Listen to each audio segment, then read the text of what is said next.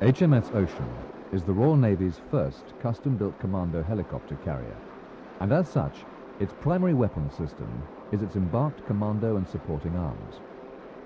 For this force to be employed efficiently, it is paramount that an established and proven drill is in place to get it ashore. The ship has been built around the Marine and his Bergen, and particular attention has been paid to his needs whilst on board. Numerous design features have been incorporated in HMS Ocean, and a modular concept makes the landing of the embarked force a smooth operation. On board, corporals and marines are accommodated forward on 2, 3 and 4 decks, whilst officers and seniors are aft on 2 deck. The accommodation is of a very high standard, with each man having his own bunk and locker. There is also stowage in the mess for personal weapons. Nearby are adequate bathroom and toilet facilities. And each mess is equipped with a TV and video for briefing and entertainment purposes. Aft on 5 deck is the dining hall complex. A well-equipped galley provides a variety of meals. However, meal times for the embarked force and ship's company are staggered to allow for operational necessities and to avoid unnecessary queuing. Nearby is a well-stocked naffy shop, and below that, the ship's laundry facility. Also on board are 2 combat fitness suites, and a booking system allows full use to be made of these facilities. On the port side of 2 deck, a wide passageway connects the 2 sets of accommodation, and it is along this passageway that the company offices for the embarked force can be found. Smoking on board HMS Ocean is only permitted on the port after berthing bay in harbour and the port after and starboard forward berthing bays at sea. Smoking waste must be disposed of in the receptacles provided. One final domestic point. HMS Ocean is a mixed manned ship, and normal mixed manned rules apply. Amplification of these rules can be found in the embarked force standing orders.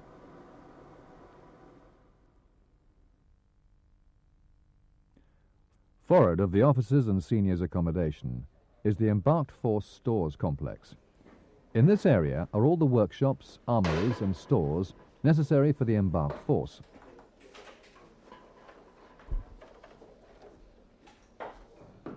A hydraulically operated door leads onto the after-aircraft lift, giving access to the flight deck, vehicle deck or hangar.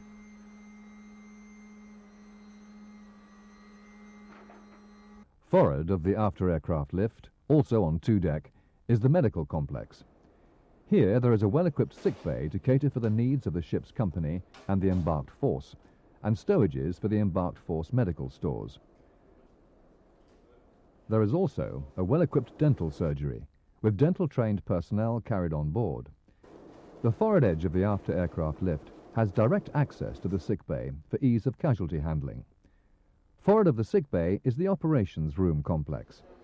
At action stations, the ship's operation room identifies hostile targets and controls the ship's own point defense weapon systems.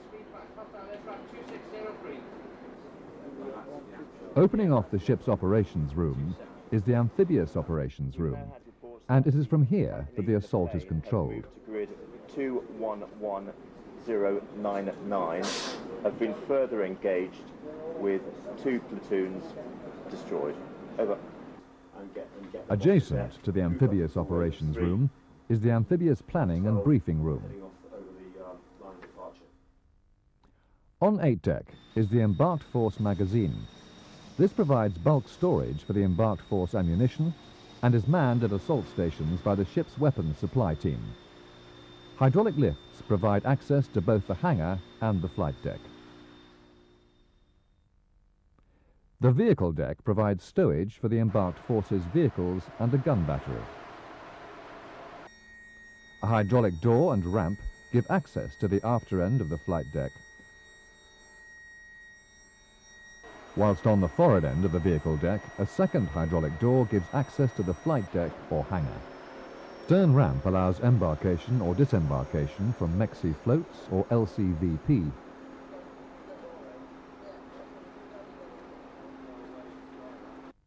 And whilst alongside, the main access to the ship is via the side ramp. The hangar provides services for the 12 support and 6 attack helicopters of an embarked air group. However, at assault stations, this becomes the assembly area. On board HMS Ocean, the ladders are wider and less steep than on most warships, making for ease of movement for the fully loaded Marine from his accommodation to the assembly area. For a helicopter assault, troops are moved from the hangar to the flight deck by the aircraft lift, and for those going by LCVP, there is direct access to the LCVP bays. To tie all these areas together is the task of the Amphibious Operations Officer, who is also the officer commanding 9 Assault Squadron Royal Marines on board HMS Ocean. In order to fully exercise the ship's amphibious system. Execution, concept of ops. The intent is to exercise the system by running 2 air assault companies and 1 surface assault.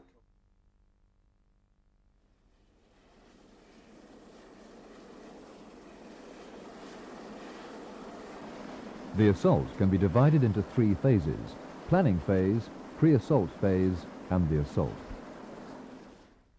4-5 Commander has 3 missions. During the planning phase, the commanding officer of the embarked force will receive his mission, and from this, he and his staff will make their estimate and decide on the landing plan.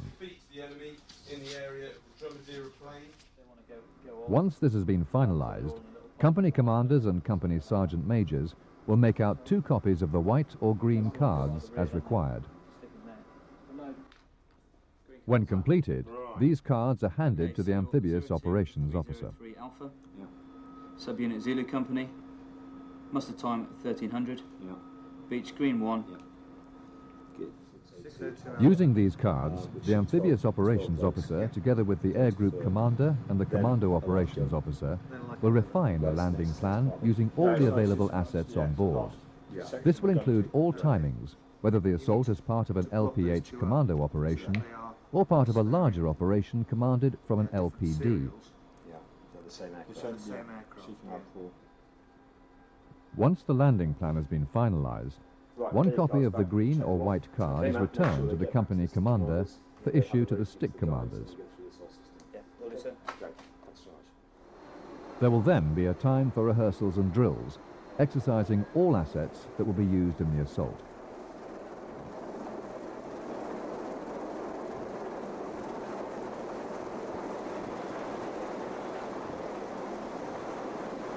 "24 hours prior to the assault, the ship will move into the pre-assault phase. At this stage, the hangar becomes the assault assembly area. Stores dumps will be established in line with the landing plan. Troop and support weapons will be brought up from magazines and armories, and primed grenades, fuel and small arms ammunition will be dumped in stick order. Once the dumps are established, the hangar becomes, in effect, a magazine, and sentries will be posted. At this stage, the Amphibious Operations Room will be manned, and advanced force operations will probably be taking place. Switching it on to this one, switching it on to that one, then that one. House to assault stations, house to assault stations. On going to assault stations, stick leaders will muster their sticks per the card, report them ready, and prepare to move. Meanwhile, assault troop life jackets will be prepared in the assembly area, and the chief assault guide and guides will be in the hangar. The load control officer in the flyco position will inform the amphibious operations room when the flight deck and aircraft are ready to receive sticks, and the amphibious operations room will call forward serials in accordance with the landing plan. Okay, fellas, let's go.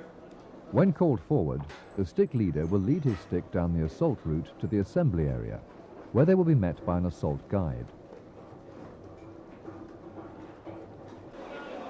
The guide will ensure that the stick marries up with its correct supply dump. Then life jackets will be issued. The assault guide and the stick commander will then check the stick according to the card. When confident that the card tallies with those present, the guide will report this to the chief assault guide and await orders to move. Once in the assembly area, all movement is under the direction of the assault guide. When ordered to move, the guide will lead the stick onto the aircraft lift for movement onto the flight deck.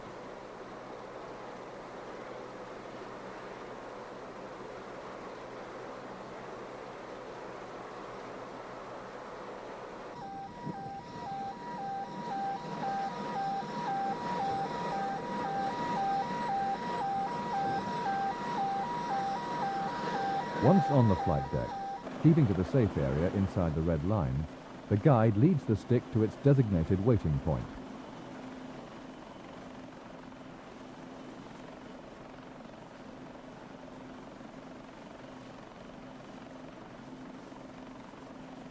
Under direction of the flight deck crew, the guide leads the stick to the aircraft, checks it on board against the card, and notes the identifying letter of the aircraft. The guide then remains on the flight deck until takeoff. Having noted the time of takeoff, the guide under direction of the flight deck crew returns to the hangar and returns the card to the chief assault guide. If going by LCVP, a crewman will come down to the hangar and check the card with the stick commander. After checking the card and fitting life jackets, the crewman will lead the stick to the LCVP bay, where he will check the stick on board. After checking the stick on board, the crewman will hand the card to the upper deck NCO, who after lowering the boat will note the time and then return the card to the chief assault guide. This then is HMS Ocean, a valuable addition to the amphibious fleet whose worth has already been proved during Operation Teller. During this operation, to provide humanitarian relief to Honduras and Nicaragua, the embarked aircraft flew 161 sorties, lifted 96 tons of stores, and the embarked force had over 400 personnel involved in various humanitarian missions on the ground.